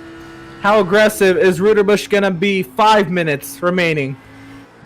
Yeah, 5 minutes left, and Ruderbush knows every position he can get is just points that he needs. He got a nice run out of Cops there, and into Maggots and Beckett's they will go. Mick Blue's going to be able to hold a solid line and be able to block the basically one-lane portion of the track, but Ruderbush got a really great run through Beckett's and out of the Chapel corner down the stretch. He's going to have a draft down hanger straight, the longest straightaway on the circuit. He looks to the outside. Mick Blue's going to slowly fade up, and they're going to stay single file, but just barely through Cops. I thought Ruderbush was going to get a lot better run out of there, but they're going to come down to Vale again. He ducks to the outside, and he's going to look down the inside again. I was expecting another dive there, but he very respectfully comes in. I think with only 4.5 minutes to go, you definitely don't want to make the move too early. Oh, for sure. And for those wondering why we continue to look at 6th place, this is the closest battle and the highest battle for position on the track, and it is intense. We've seen Mick Blue with the aggressive defense and Mikhail Ruderbush wanting to send it. Now Mikhail Ruderbush looks into Village. He doesn't get there. 3 or 4 minutes remaining here at Silverstone, and Ruderbush is really turning up the wick, and now Mick Blue loose on exit. He couldn't get the power down as much as he'd like. They go side by side down to Wellington straight, almost contact. Yeah, they got side by side out of Aintree right there. It looked like Mick Blue just got a little bit wider than he wanted to coming out of the loop, and he dives big time block down the inside into Brooklands. He got back out in front of that Audi. That might have something to do with the straight line speed and the horsepower underneath the hood for the BMWs. But obviously, if Ruderbush could build up that run and get that pass at least started on Mick Blue, you got to think, is he going to be able to maybe learn from that run he had, learn from Mick Blue's response to what he just did? And as we've only got 3 minutes to go, there's still time left to get a pass in, so maybe Ruderbush is going to use that to his advantage. And this is going to be an interesting race to continue watching through these last few minutes. At least 2 laps to go as this battle works their way through Maggots and Beckett's. The leader currently in Vale. We're right on board with Mikhail Ruderbush working his way through Beckett's now on the way to Chapel. Can he get the run through Chapel onto the hanger straight? He's going to have to get all he can, use all that runoff he can. He won't get enough slipstream to send anything into Stowe. But right now, still sizing up Mick Blue for one last hoorah that could be coming in this next lap or so. Yeah, so you look at the gap ahead of these guys, and it's just a huge. Sorry, that's the gap to the leader is pretty significant, but they're actually only about 2 to 3 tenths of a second back, and that's not a lot of time. So obviously, with 2 minutes left, you can certainly put that down and get in and try to make a pass on Mick Blue if you're Michael Ruderbush. With only 2 minutes to go, so you saw at the top left, and oh, look at this run. So we're going to pause that. Look at this big send that Ruderbush put down the inside of Mick Blue. A little bit of contact even maybe through Village. They come through the loop again. Mick Blue's going to make sure he doesn't make the same mistake twice out of Village, and they come through Aintree once more. He stays out in front. But talk about also the speed of that BMW. I think right here is where Mick Blue's going to try to be gaining a little bit of a gap. Ruderbush coming into the turn, so no, he gives up. You saw McBlue dive in a little early, apexing a little too soon, but he wanted to protect the inside, and Ruderbush took the opportunity to get a better run through that corner and through Luffield. Now he's going to try to put the pressure on through Woodcote. I know we still have about a lap and a half left for these guys, but what an insane battle it has been, and that is a very clean battle that's gone on thus far between Nick Blue and Mikael Ruderbush. Right now we look at Trevor Anderson. He comes into Stowe with 60 seconds left. He doesn't have the gap to maybe slow down and end the race right here, so he'll be coming around to start potentially the final lap. It should be the final lap when he comes here through the Vale chicane and Club corner, working its way now to start the final lap here at Silverstone. It would be starting the 30th lap of the race, and it does say final lap on your scoring ladder on the top left of your screen as we watch Anderson work his way through the first sector. Yeah, and you'd think for Trevor Anderson right now, he may be kind of nervous about trying to get to the line again, just make sure he doesn't make any mistakes, but I'm telling you, they're in the zone right now. They may be thinking that, yeah, they're coming to the end of this one, and they just got to make it clean through the last few corners, and this is where it's crunch time. But for Trevor Anderson to have put on such a great show, he obviously has a good idea of what he needs to do and have control of the cars. Mikael Ruderbush actually made that pass out of the final turn, out of Club, and down into Abbey they go. He took the 6th place from Mick Blue, so put Mikael Ruderbush into 6th position, but Mick's definitely not going to want to give that one up as they just got their own respective white flag wave to see that they only have one more circuit to go. Mick Blue pushing it into the loop and maybe almost tried to give him a little bit of a bumper. Ruderbush just barely held a little bit of a run over Mick Blue as they come out onto the Wellington straight again. Mick's going to try to use the advantage of the straight line speed of the Beamer, try to see if we maybe get a pass going into Brooklands here. Right, remember how aggressive Mick Blue was defending. Now he's on offense. Oh, the Ruderbush got some grass, some curbing there. He actually gained time with that. Awkward line, but it's going to work for Ruderbush. What can Mick Blue do?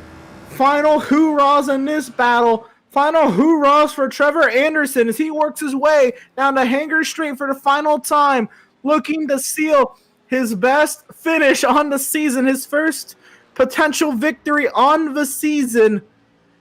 5th in the standings. What a run in the standings it's going to be for him. Insert Trevor Anderson into putting himself into a title contender potentially as he works his way through Vale and now through Club. And for the first time this season, Trevor Anderson will win at Silverstone. A great performance the whole way through, classing the field, leading from start to finish. Obviously, Trevor Anderson put on a great show for us there. We'll check in again with Ruderbush and Mick Blue as they were the closest to each other. Now you see that gap has significantly been spread out between the two of them coming down through. We're looking at James Allen right now, Alan Roth, as he comes through to complete the last few corners on his own. So he's going to be able to pull off a top 10 finish as well. So for all of those who were watching with Alan Roth and cheering him on, you will get to see him come home in 9th place today. Alan Roth fans rejoice. He'll come across the line and he will get that top 10. It'll be P9. His second top 10 on the season. P9 for Alan Roth. And the rest of the field's going to come through and try to get to the finish themselves. McClintock putting a little bit of pressure on Tyler Campbell right now out of the final time through Stowe down into Vale. There's a big gap now between the two of them, so it looks like these two are just going to hold steady for the end of this one. We're on board as somebody was doing donuts over there, but the rest of the group of them are going to come through and complete this race. So everybody coming in and getting their own respective positions done. But, geez, Emerson, that was a pretty tight race the whole way through, and especially at the end there with Mick Blue and Mikael Ruderbush, there wasn't really any lull in the action throughout the course of this one. There wasn't. Through the middle of the field, through the front of the field, it was intense all over, except for the race lead. An absolutely dominating performance. Trevor Anderson showed up, showed the pace in qualifying, and blew the doors off of every other driver today. For almost 5 seconds, he had margin of victory, but Trevor Anderson led every lap save for the laps during pit cycle, Trevor Anderson dominated today at Silverstone. Yeah, a Class A performance, and we talked about it at the top of the broadcast, whether you want to have the speed of the BMWs or you want to have the technical skills of the rear-engined Audis and Ferraris. Obviously, at the end of today's race, the BMW came out on top, just that good straight-line speed, but also the technical abilities, and you definitely can't take them away from the driver, Trevor Anderson, who was able to put it together and perform so well throughout the course of this race. Definitely deserved that victory, getting number 1 here in the Northwest GT3 series. So as Trevor Anderson works his way back to the front straightaway after completing his cooldown lap, we're going to step aside for just a moment as we'll get post-race activities lined up for you. Don't go away. Post-race coverage of the Northwest GT3 Challenge from Silverstone up next on Pit Stop TV.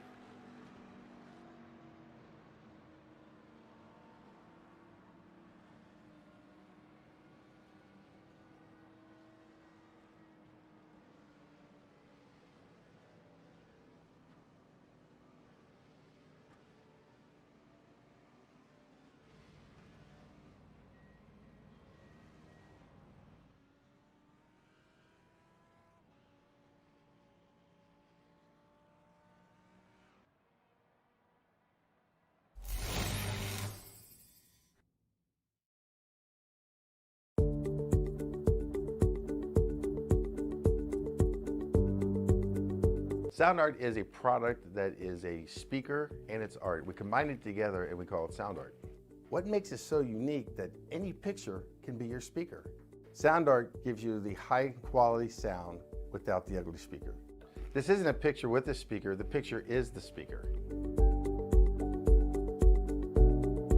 Just imagine your wedding picture uploaded onto a canvas and now it's speaking 10,000 tunes. I mean, it's a very cool concept. What we like so much about it that you can take anything that means something very special to you, upload it on the canvas, have it hanging up in your room, your balcony, wherever you want to put it, and now it's a speaker. I mean, how cool is that? It's something that we have that and no one has. No one has this product.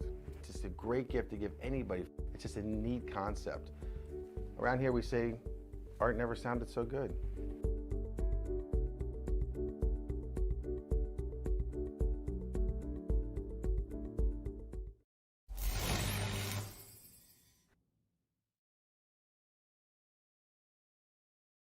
After months of quarantine, we're all interested in how we can become our best self. The team at Permanent Makeup and Cryo is here to help you get the flawless makeup look every day without the extra effort or time. When it comes to your appearance, you deserve the best care that money can buy.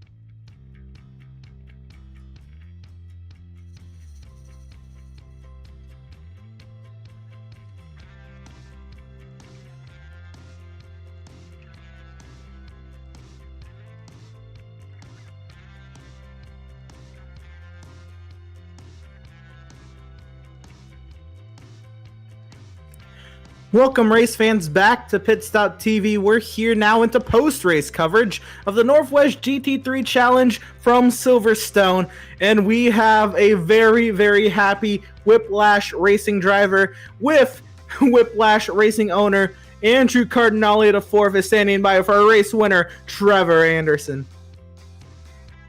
Now, I spent quite the racing back here and playing producer this evening, but we get to bring in the one, the only, Trevor Anderson, my boy! We saw you out there with Whiplash Racing Team at Sebring yesterday. 100% biased right now, and I don't mind, because this is really, really cool to finally be able to broadcast Whiplash Racing can, in fact, win, and doesn't just run into our own teammates. Yeah, definitely. I mean, yesterday we had some good pace, and I wanted to make up for the mistakes I made, and I definitely had a chip on my shoulder today. And yeah, when I came out into practice and qualifying and was up so high, I was completely blown away and just kind of tried to ride that momentum. Absolutely, and you mentioned the mistakes yesterday. The mistakes yesterday were just things that happen sometimes in iRacing. Of course, you're going to have some offs, you're going to have some spins, but you really just can't control the hardware malfunctions that sometimes come up. I know that's what sidelined you guys first yesterday, but to come out here and show that we do, in fact, have a speed, and we can, in fact, put a race together, and I don't mean that in a bad way, but mostly just sarcastically, because you go back through our team history, there are so many times where just one little thing goes wrong, one little thing holds us back. But if you go back through the year of 2020, while yes, there have been some races like that, I think Le Mans is a big one where we turned it back around, and tonight is a big one where we turned it back around. And to have you aboard for both of those is really, really cool. We had, I think we had Kelly cheering you on the Facebook chat as well. I'm over the moon right now. I'll be honest. Yep, that's actually my mom. My mom and my dad were watching tonight, so thanks to you guys. I appreciate it for watching. But yeah, I mean, oh my gosh, I don't even know what to say. I mean, I don't know if you guys saw my big moment, turn 1 or turn 2, lap 1, but I almost handed it to Chris Brunnemer right then. So, and then for the rest of the race, basically, he was keeping me sweating. So it was a hard fought win. And yeah, I'm thankful for you for giving me the opportunity, obviously, for Le Mans and here. And it's just awesome. Oh, the opportunity is going to come more and more. 100%. As long as you're ready to race with us, we're ready to have you. See, we get to show off the sponsors as well on a car, not just our overlays here. So that's pretty cool. That's a nice little bonus. But I'll step back and I'll actually be commentator for a second, right?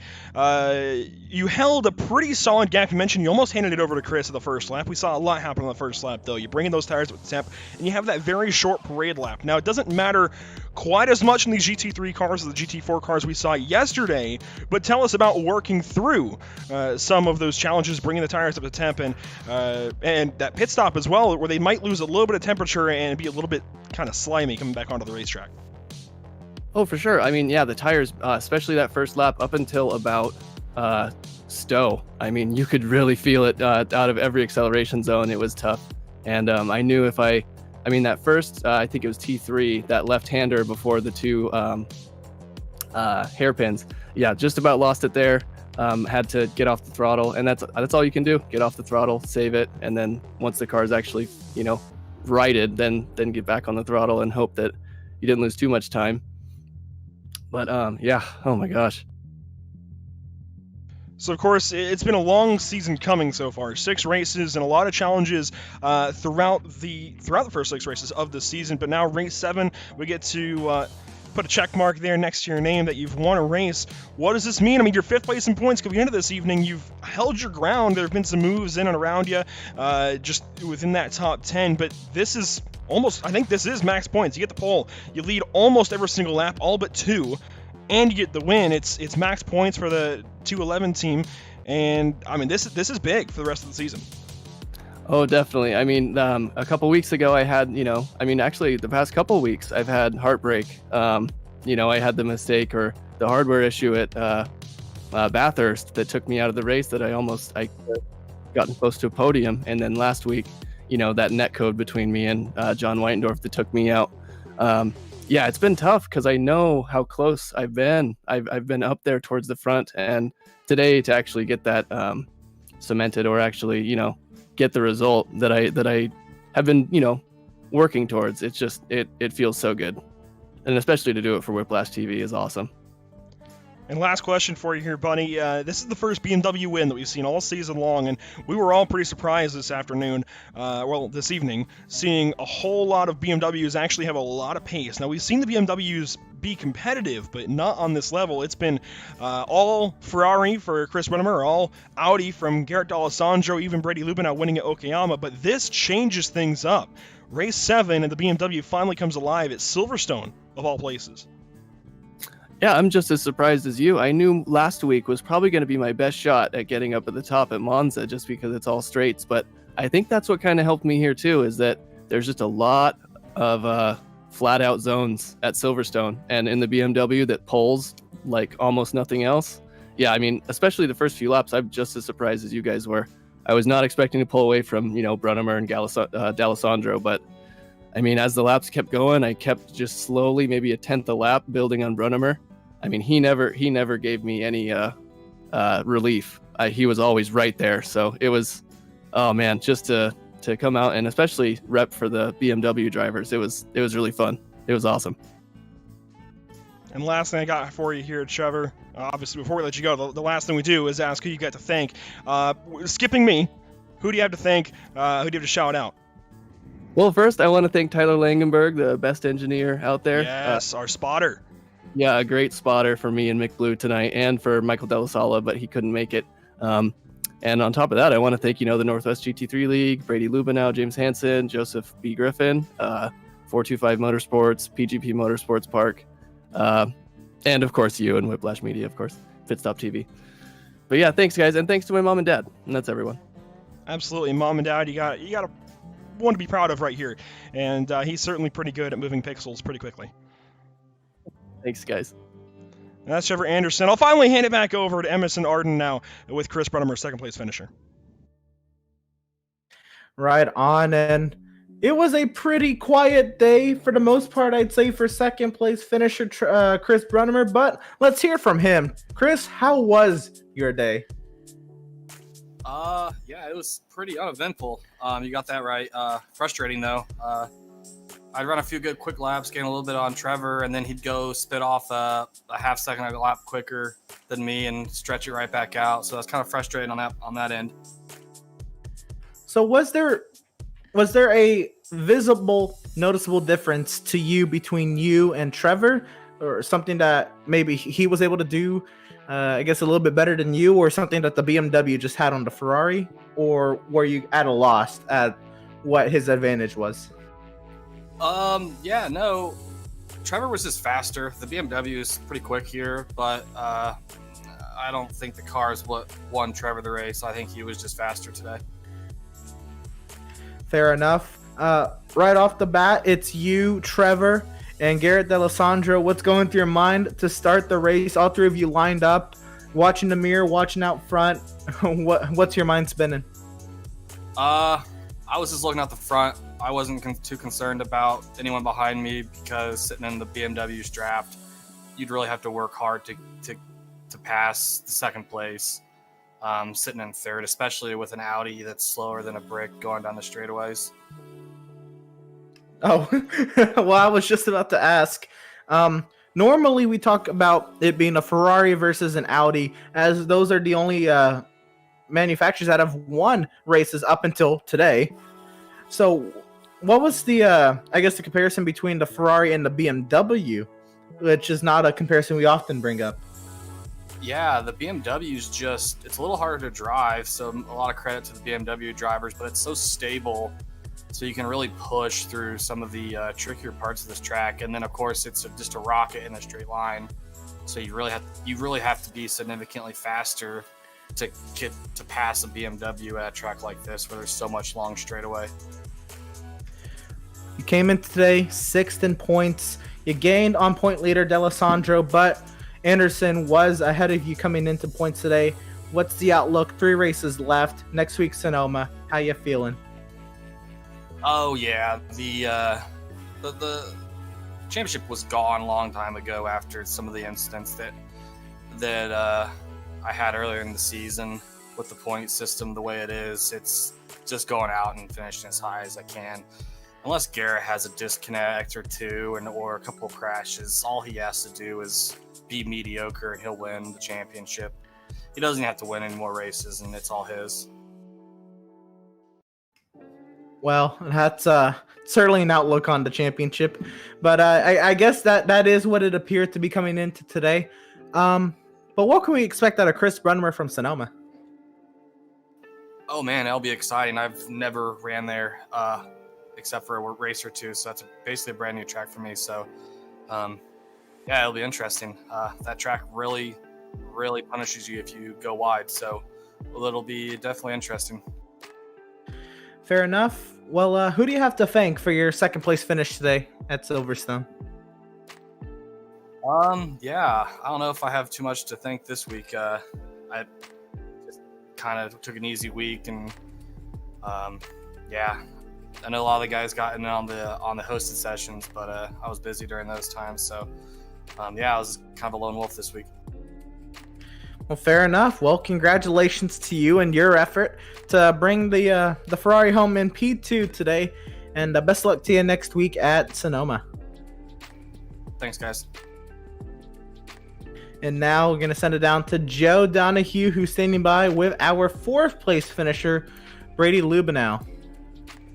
Yeah, so we're going to pull Brady in here. Brady, this is Joe Donahue with Pit Stop TV. Do you got me? Yeah, I got you. How's it going? We're doing pretty good, and obviously to you too, doing pretty well. We know you've tasted a podium and tasted victory before, but you came home P4 today, so a pretty solid day, and obviously getting into the top 5 is points, so hopefully you're not too down on yourself about this one, and you're pretty satisfied with 4th place, I assume? Yeah, no, I'm happy. John had to leave early, so I got the honorary podium to talk to you guys, I guess. Yes, this is a correct statement from Brady, and Brady, we want to talk about, since we were lead off with the fact that the BMW car won for the first time this season, maybe talk on your own experience in tonight's race about the comparison between your Ferrari and the BMWs you have seen on track. The BMWs are really hard to follow in a straight line. Even with the Ferrari in tow, they tend to pull away when they're not in tow. Yeah, so they're pretty fast in a straight line, but Michael Dolly, his front left was dying at the end there, so they have a lot of understeer and scrub the tires, so that slows them down a tad bit. Yeah, so definitely the extra weight on the BMWs is going to burn up those tires quicker as compared to the Ferrari that you got to handle throughout this one. But you talk about the tires, and part of that is the strategy that came in with the pit stop. Talk about how did you see that as an opportunity to gain ground? What did you do with that pit stop to try to maximize the abilities for you to move up through the order in that time where you were sitting still on pit lane? Well, going into pit lane, the strategy was just to not speed in the pits and then not overshoot the pit stall. Other than that, I actually put in just a little bit too much fuel. Maybe sat a second longer than I should have, but I gained quite a bit of time, I thought, on Garrett in the Audi. I don't know if they have to put more fuel in, if they're not as efficient or what. I know he had a pit a little early too, and his tires started to drop off, so maybe going longer with a lighter car for the Ferrari really paid off in the end. Yeah, we saw that on the broadcast. It seemed like the Ferraris did have the opportunity to go a little longer before coming down pit lane, and then evidently that would turn around and enable you to put a little bit less fuel in that car. But speaking still on the strategy of this race, but maybe not for the pit stops, rather just staying clean, talk about the entire hour of your race just trying to not get into any trouble with your competitors. Yeah, at the beginning, me and Michael and John were all neck and neck for quite a while. I feel like John had a little bit more pace than me, but I was holding him up. And then Michael, I maybe had a tad bit more pace than him at the beginning, but his toe was definitely keeping me in it, so I don't know if I would have been able to really fight him off if I got in front or not. And then I had an unfortunate slowdown in Beckett's, and that let them get in front of me, and I got out of tow, and then I kind of had my own race after that and just tried to not slide the tires, and it kind of got a little sketchy on some turns. Absolutely. And so now, Brady, we're heading towards Sonoma, and with your Ferrari, I would expect you to think you have a very good car to handle the corkscrew and the tight turns and whatnot of the rolling hills of Sonoma. My apologies. You're pretty well up in the championship. Talk about what's your outlook with the last few races on your position in the championship. Yeah, I'm looking forward to going to Sonoma. I feel like the Ferrari's gonna come back and be strong there, with Silverstone and Monza, with them being pretty high speed tracks. BMW's had a little bit of advantage there, so looking forward to going back to a shorter track where we have the advantage. I just trying to get top 5. I mean, I'd love to be on podiums, try to get them when I can, but just try not to implode like I did at Monza. I guess that's the big key.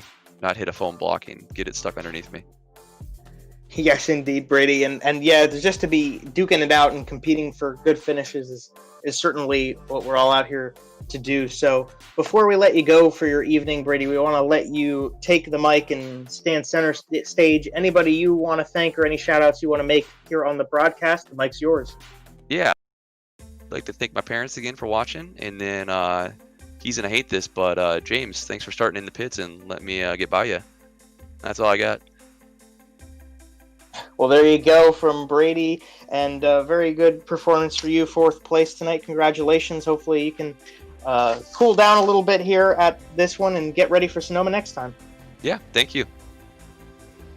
So that's going to round out our post-race interviews with the top 2 positions, and then our 4th place. Obviously, we did not get a 3rd place interview tonight, but I'll pass it back over to your lead, Emerson Arden, as he will let you see the final results for tonight's race at Silverstone. Oh, for sure. And what a wild one it was today as well. Look at the results now.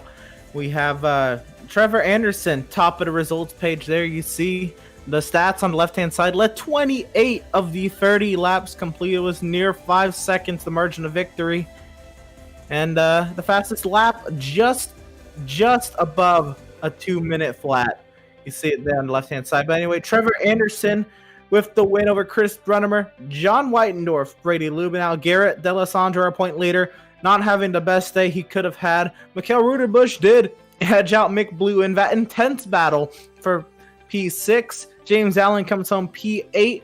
Alan Roth, P9. And Jackson Lowry comes home in 10th. You look at 11th place on the order, Justin Mikhaila, and we saw him get into a little bit of a squirrely situation, but he comes home 11th, so not a bad performance at all. James Hansen coming home in 12th place, starting on the pit lane at the start of this one, so obviously that's a pretty good performance for him. Michael Dolling, we followed him throughout the race, and he finishes 13th. 14th place is going to be Gavin Cohn. 15th will be Sarah Robb, 2 drivers who had their own respective scenarios that they had to overcome some stuff through this race. Tyler Campbell will come home in P16. You look back to the number 80. That Audi is John McClintock, and he gets 17th place today. Christopher Raftis will come home in 18th in the number 79, and behind him will be Tom Afey in 19th. Rounding out your top 20, that number 6 car, Torin Longecker, will be running it out there. We come back to the back of the grid, and it will be Jason Frisk coming home P21, 1 lap down, along with Randall Ayers, who spun out right in front of Trevor Anderson. He will come home 1 lap down as well. Maurice Jones, 1 lap down, will come home P23, and Bern Osterhag, P24. Michael Bishop ended up DNFing 8 laps down for the number 17. He'll finish 25th, and Sven Hartman, after his early spin, he was in the top 10, but when he spun, I believe it was just not going to be a good recovery for Sven. And so 22 laps down will be P26 for number 93. And Joe, what a race we had today. Again, I came in, with the background of this track really only being open wheel Formula 1 cars. And today, sports car racing, I know sports car racing happens on this track. I know motorbike racing and all that sort happens on this track. It's been on a track for 72 years and many motorsports, but sports cars, man, it was insane. Some of these battles, because to pass, it's a beautiful process. It really is. You have to be so methodical when setting up a pass, or you can just be aggressive and send it. Yeah, I like the way you said that, Emerson, that it is a beautiful process. It's just understanding where you're at on track, how your car is handling, how your competitor's car is handling, being able to find the places that you have the advantage and being able to take advantage of it. Obviously, that is the crucial part of being able to make passes on this track. And you get plenty of opportunities to do that here at Silverstone. It's a great layout. It provides lots of straightaways and fast sections that then slow down significantly and allow you to make opportunities for yourself into some of those tighter sections that we saw throughout the course of this race. But in terms of Silverstone itself, obviously it's one of my more favorite tracks in Europe. It's a great place to be. There's a lot of history. There's a lot of skill required to compete and be competitive and successful here at Silverstone. Obviously, your winner tonight, Trevor Anderson, showing he had what it took to do that. But overall, yeah, GT cars here at Silverstone, it's been shown to provide some excellent stuff, and we got a whole hour of action with very little lull in it, and we had a lot of really great battles throughout the course of this one.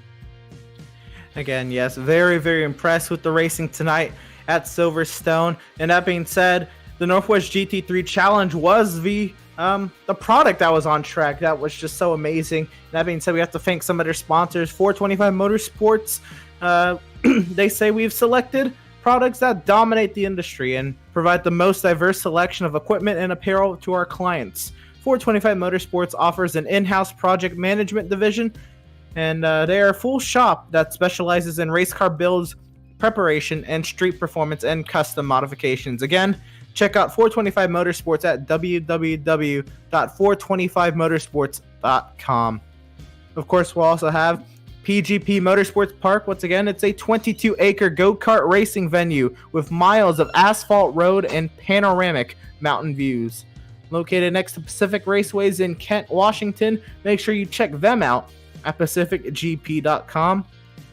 Skull Sim Gear, button boxes, PC accessories for many games such as iRacing, Assetto Corsa, Elite Dangerous, Truck Simulator, and many, many more for the sim racing or casual driver.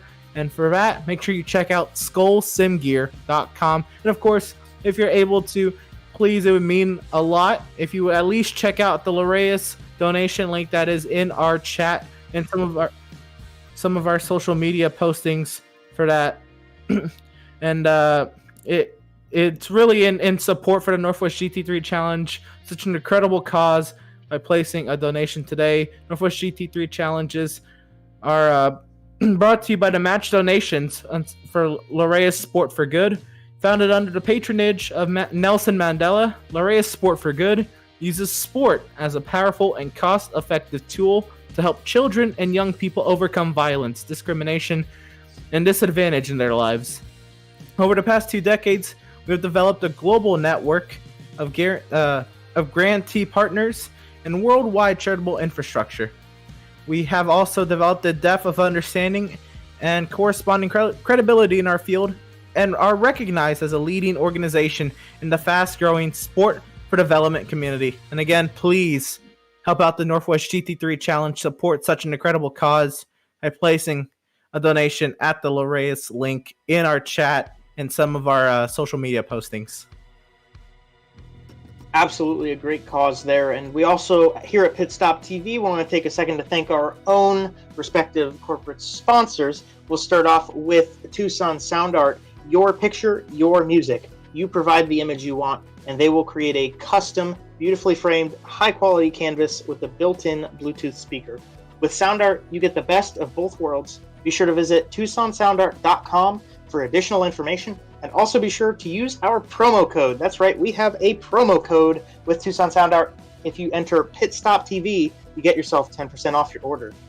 We also want to thank Permanent Makeup in Cryo in Maine. When it comes to your appearance, you deserve the best care that money can buy. At Permanent Makeup in Cryo in Maine, the owner, Ashley Bollier, is a certified micropigmentation specialist, providing professional, safe, and personalized services. You can contact Permanent Makeup in Cryo at permanentmakeupinmaine.com or call or even text them at 207-358-8683. If you're looking for the best solutions for your permanent makeup concerns, give Permanent Makeup in Cryo in Maine a call today and book a consultation. If you visit their Facebook page, Permanent Makeup in Cryo in Maine, you can enter one of their monthly giveaways. Be sure to enter, because who knows, you might just win. Finally, we want to, of course, thank Whiplash Media, Pit Stop TV's parent organization specializing in various sim racing resources, including paint schemes, stream overlays, iRacing camera packs, and much more.